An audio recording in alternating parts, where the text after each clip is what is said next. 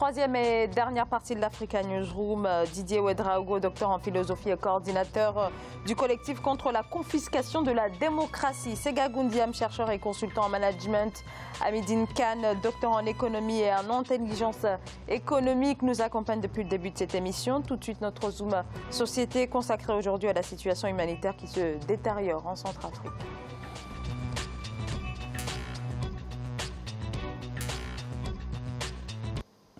Situation alarmante, particulièrement alarmante en Centrafrique, dénonce l'ONU pour le quart de Centrafricains actuellement soit déplacés internes ou alors réfugiés à l'étranger. Dans les camps, la situation est critique. Des ONG sont pillées, comme ce fut le cas en mai à Bambari, et sur le terrain également, les groupes armés continuent de contrôler des territoires entiers du pays, conséquence de quoi les déplacés augmentent dans les camps à cause donc de la persistance de ce conflit meurtrier qui prévaut depuis 5 ans en République centrafricaine. Nelly Claude Bessa.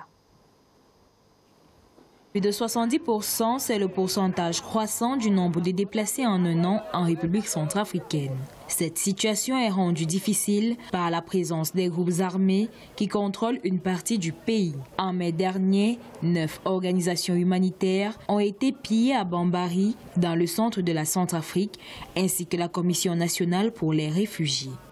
En Centrafrique, le nombre de personnes déplacées internes a augmenté de plus de 70% en un an. En avril 2018, il était de 669 997. Les déplacés sont des personnes ayant dû fuir leur domicile sans pour autant chercher refuge dans un pays voisin. En plus de ces déplacés, 570 000 autres personnes se sont réfugiées dans les pays alentours. Le regain de violence qui s'étend sur presque toute l'étendue du territoire a obligé les organisations non gouvernementales humanitaires à suspendre temporairement ou limiter leurs activités. Une décision qui aura des répercussions tant sur le plan alimentaire que financier. Le regain de violence en République centrafricaine a considérablement impacté sur l'aide humanitaire qu'apporte un ensemble d'organisations non gouvernementales. La République centrafricaine devrait davantage, avec l'aide de l'Organisation humanitaire pour les réfugiés de l'ONU, mobiliser l'aide internationale des bailleurs de fonds pour renforcer la sécurité autour de ces organisations non gouvernementales. Les forces de la MINUSCA devraient davantage aider au déploiement de ces organisations non gouvernementales.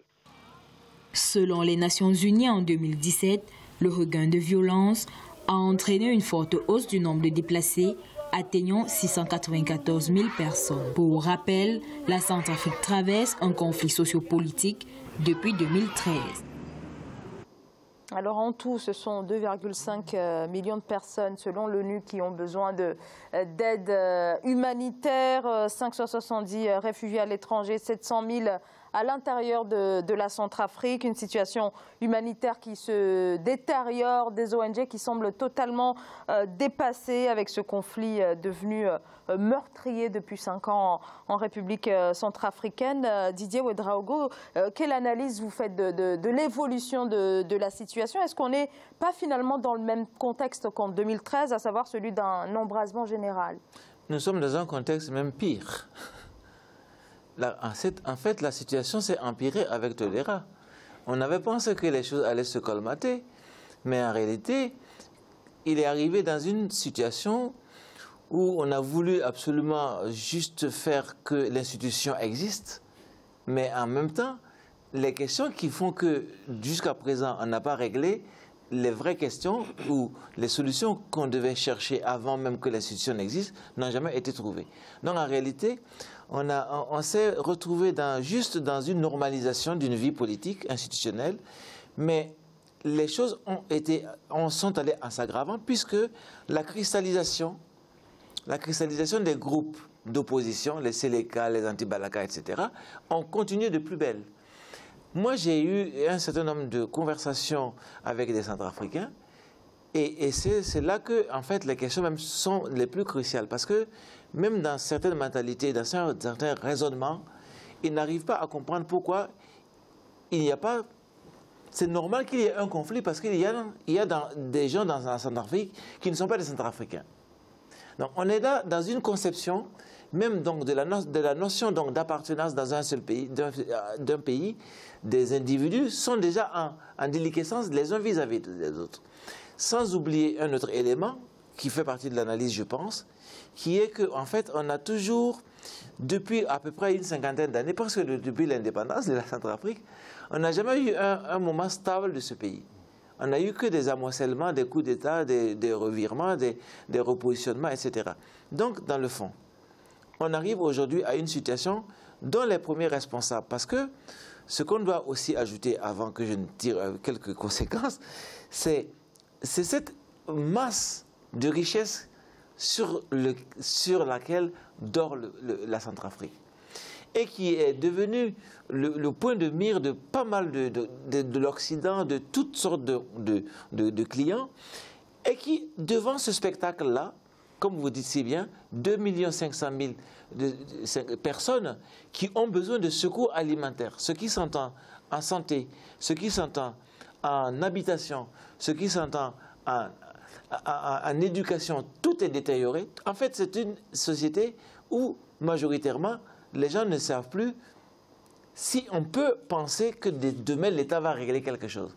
Donc, la solution, c'est que chacun fait son règlement en fonction de ses moyens.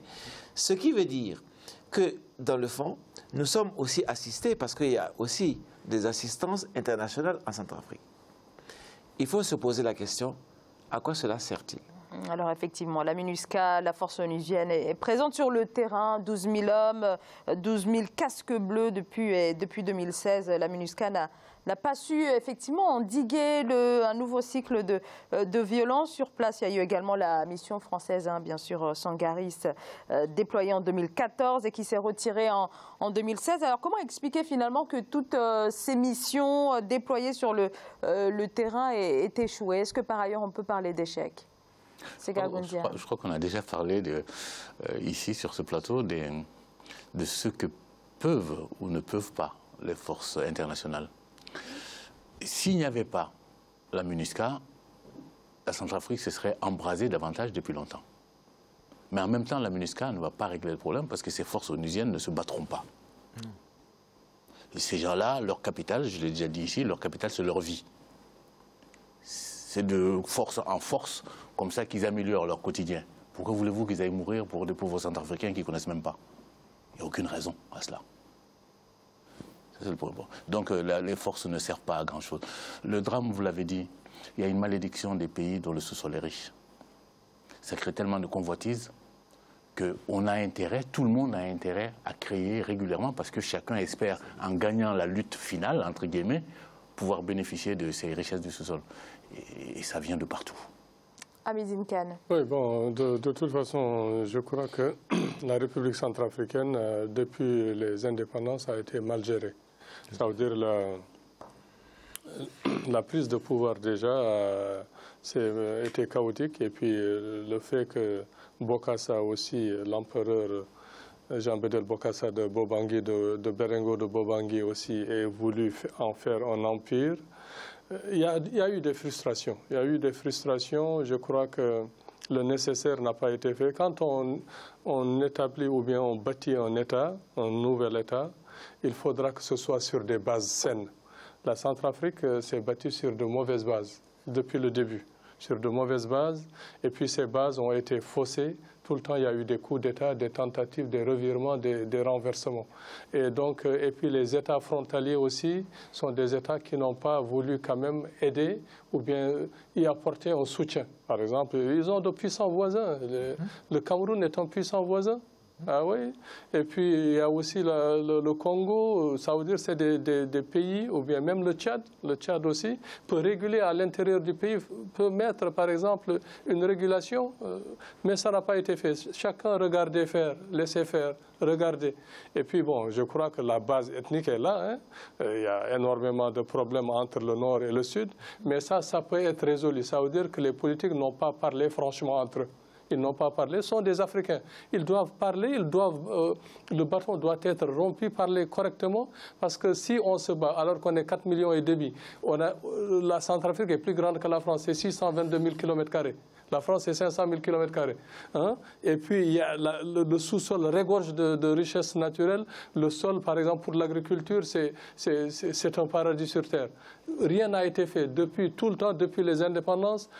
Même pour le budget de l'État, la Centrafrique a toujours mangé pour le paiement de l'État. Ça veut dire que c'est la France qui doit toujours débourser, ou bien d'autres États, les Gabonais aussi en donner un peu.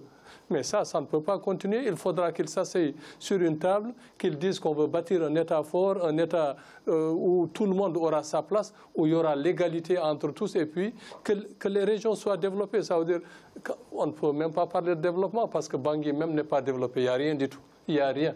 Hein? C'est des taudis. Donc il faudra que, je crois que s'ils veulent bâtir un État, il faudra qu'ils s'asseyent, qu'ils pensent par exemple éducation, qu'ils pensent santé, qu'ils pensent infrastructure. C'est ça qui va les sauver, parce que sinon ce sera un délabrement total et puis les charognards viendront se servir comme à leur guise. Alors on l'a dit, depuis un an, le nombre de réfugiés a plus que doublé. Je l'ai dit tout à l'heure lorsque je lançais le reportage, des ONG ont été victimes de pillages. C'était au mois de mai, 9 ONG au total, au mois de mai à Bambari. Quelles conséquences sur l'aide humanitaire à apporter aux réfugiés? C'est d'abord quelle compréhension faire des ONG dans une situation comme ça dont ces organisations sont censées venir apporter de l'aide. Et en fait, elles deviennent victimes en fait, de ces populations même vis-à-vis pour lesquelles elles sont venues. Donc ça pose une véritable question, parce que dans le fond, ça dit une seule chose en fait, que les gens sont arrivés à un tel point de misère qu'en réalité, ceux-là qui sont devant eux deviennent vraiment... En fait, il n'y a plus de quartier à faire. Il faut se sauver la peau. Je pense que on est arrivé à un niveau où, d'une part, cette difficulté de se nourrir, de survivre, est telle que même ceux-là qui sont venus vous apporter secours deviennent en fait des victimes. Alors ceci dit, on ne sait pas véritablement qui sont les auteurs de ces pillages. Ça n'a pas été précisé. Et l'autre élément qu'il faut dire, c'est que nous sommes dans un État où il n'y a plus de contrôle. Donc, en réalité, ça peut être aussi, pas seulement des populations affamées, ça peut être aussi des groupes d'incivistes, etc. Il y a tellement de choses qui, dans ce pays, ne fonctionnent plus. Oui, mais il faudra aussi... Et je ne sais pas très bien comment il faudra se dire aussi que moi, je pense que les ONG aussi jouent un double rôle parfois. Pas toutes les ONG, mais il y a certaines ONG, quand elles sont dans une localité, dans un État donné, ils jouent double jeu. Ça veut dire que le travail de distribution de vivres ou bien de soigner les populations, ce n'est pas leur mission principale. Hein. Là, ils viennent pour faire de l'espionnage et pour semer la zizanie parfois. Ça, c'est des faits qui sont avérés, qui sont connus. Et puis, dans les ONG, il y a beaucoup d'agents de renseignement. Ça, donc, il faudra le reconnaître. Et puis, il faudra soulever ça pour dire que quand on arrive dans un pays, il faudra être impartial.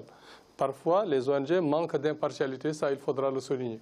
Un dernier mot, Sega Goundiam. Juste une chose, vous l'avez dit, on ne sait pas qui a fait le coup. En étant suspicieux, ce que nous devons être, oui. On peut se dire qu'il y a des gens qui ont intérêt à casser ces ONG, récupérer les biens qui sont dedans et les revendre. C'est une façon de faire de l'argent pour se refinancer pour les armes. Merci. Oui, un dernier mot. Il y a juste aussi peut-être aussi une idée de faire montrer que en fait les organisations dites humanitaires, les ONG, n'apportent pas les solutions.